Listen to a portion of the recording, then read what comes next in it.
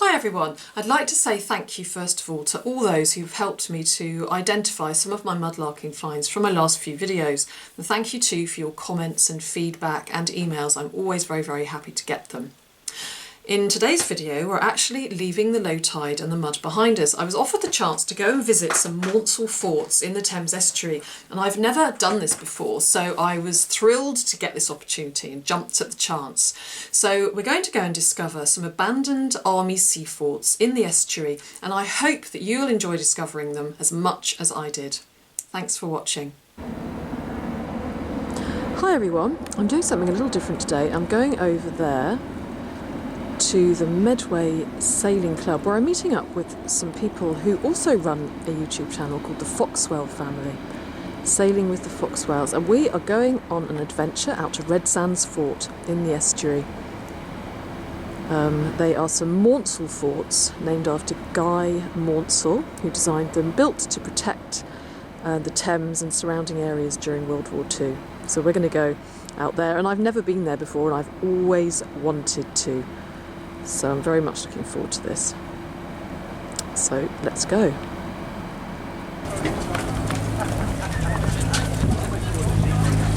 So we're now going along, and we're going to the Foxwell's boat, which is called the Seahorse. There it is, Seahorse. Yay! So before we get on the Seahorse, can I just introduce you? So this is Ian Foxwell and Hannah Foxwell and Izzy Foxwell there, and can you have a YouTube channel, don't you? We do. It's called Sailing with the Foxwell Family. Adventures in the river. It's whenever we get up to in the water. Yeah. And can you tell me where we're going today? We're going to the Redsands Towers. Excellent. Which is on Redsand, which is one of the many mud banks out in the Thames Estuary, and they built a load of Second World War gun emplacement type towers, which have got a name, which are... They're Maunsell, they're some of the Maunsell forts, aren't they? Like named after Guy Maunsell. That's great. And how long do you think it's going to take for us to get there? Well, that's a bit of an unknown. The tide's going out, there's no wind, we're going to motor, but it's probably going to take us 3 hours or so to get there. And we'll get there hopefully as the sun's going down, so it might make it... Oh, well, what an adventure. Thank you very much for inviting me. I can't wait. So anyway, check out the Sailing with the Foxwell Family YouTube. Thank you.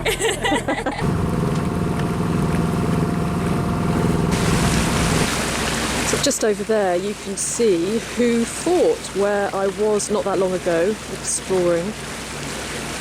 So it's nice to see it from a different angle, so we're sailing right past it at the moment. There it is.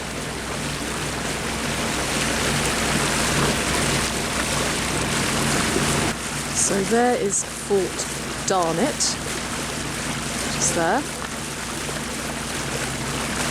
And then over here is Who Fort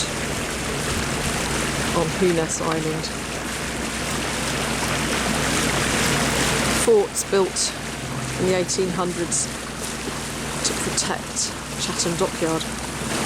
I just love these old cranes. They look like they might just start wading across the river like huge herons. And they are in fact cranes that were used to unload coal from the ships, which was then taken over to Kingsnorth Power Station over there.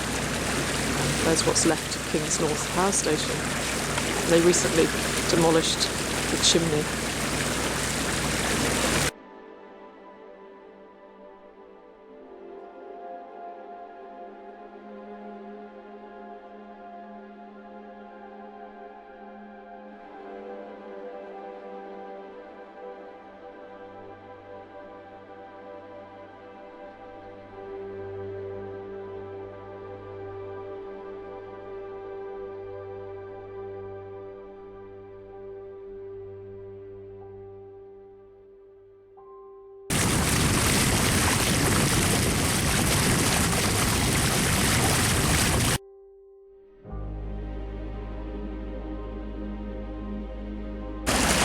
Now over there you can see another military fort, which is another one of my favourites, and it's grain fort. There it is. And it's a real mixture of different eras. There's a bit of Napoleonic in there, I think. So World War I, World War II. But it's at Grain, and I've actually stayed the night on that fort, which was a very fun and interesting experience. So just opposite Grain Fort, which is there, we've got Sheerness, which is just over here, and you can see it there. Another fort, very much like Who Fort and Darned. Just see it there. So we are at the moment pretty much leaving the Medway River, and we're making our way out towards the Thames Estuary. So we're in the last bit of the Medway here, and we're headed towards some yellow buoys where there is the wreck of the Montgomery, which is a ship which sunk in about 1944. I think it ran aground and it was carrying a lot of explosives. We're going to go quite close to it, and it's now still packed with explosives.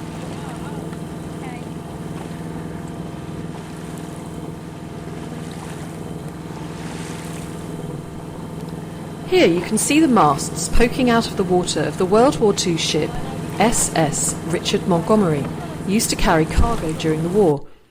The buoys around it mark the exclusion zone.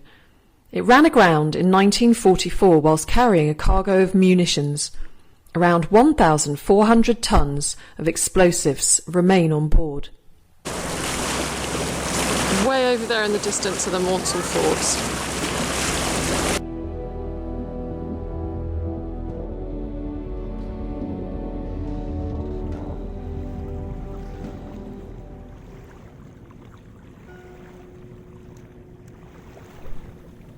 When you approach these vast forts rising up from the water, it's easy to see why they are evocative of the Martians in the 1897 novel by H.G. Wells, War of the Worlds, which was ironically associated with anxiety about a possible invasion of Great Britain at the turn of the century.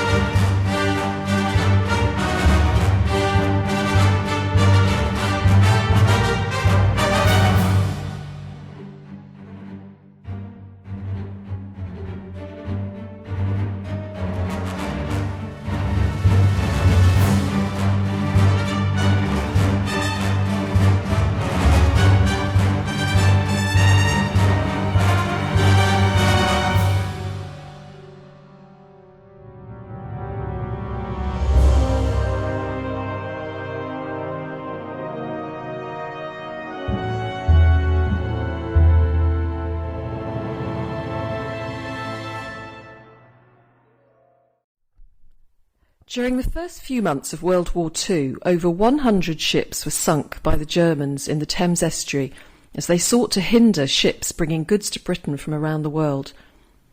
With German destroyers relentlessly laying mines and combined with aerial bombing attacks, British commercial shipping was being brought to a standstill. An urgent solution was needed. British civil engineer Guy Maunsell drew up plans for an effective Thames Estuary offshore defence network to help to shoot down enemy planes. Consequently, between May and December 1943, 3 Army Maunsell forts, Redsands, Shivering Sands and Nore, were constructed in the Thames Estuary. Fort Redsands consists of 5 anti-aircraft gun towers, a searchlight tower and a central control tower. Each tower is 95 foot high. The legs are made of concrete and on top there's an 8-sided steel building. The towers were previously connected by metal walkways, and each fort could accommodate up to 265 men, although it's likely that during the war over 100 men would have been stationed at Redsands for a period of 6 weeks at a time, watching the skies for enemy bombers. Men stationed on the forts were encouraged to take up hobbies to combat boredom, cabin fever, and living in such close proximity.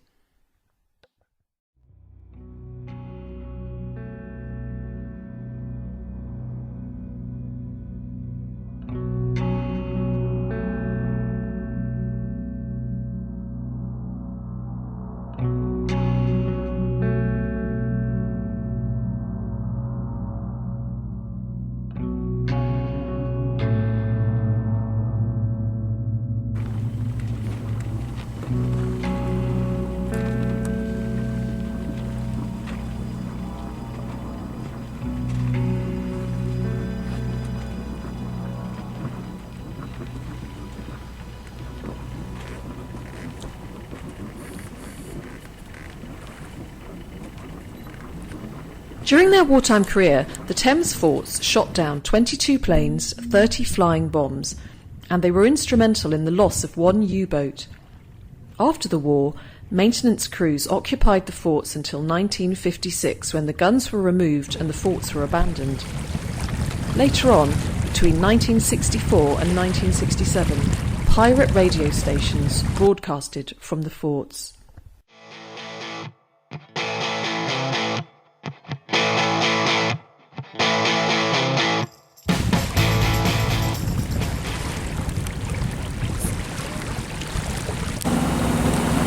So we're heading back now, back to the yacht club.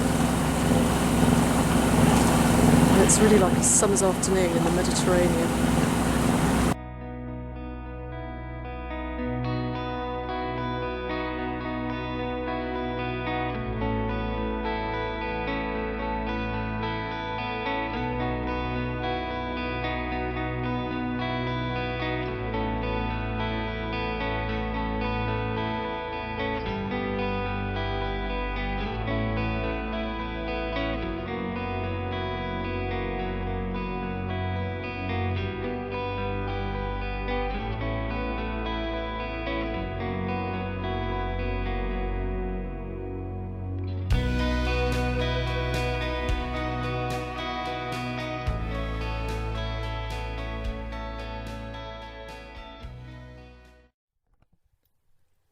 So what's next for the Redsands Fort?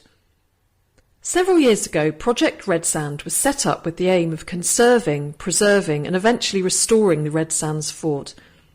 I do hope they succeed, and that, like the first time I saw them, they remain as mysterious figures far out on the horizon for a long time to come.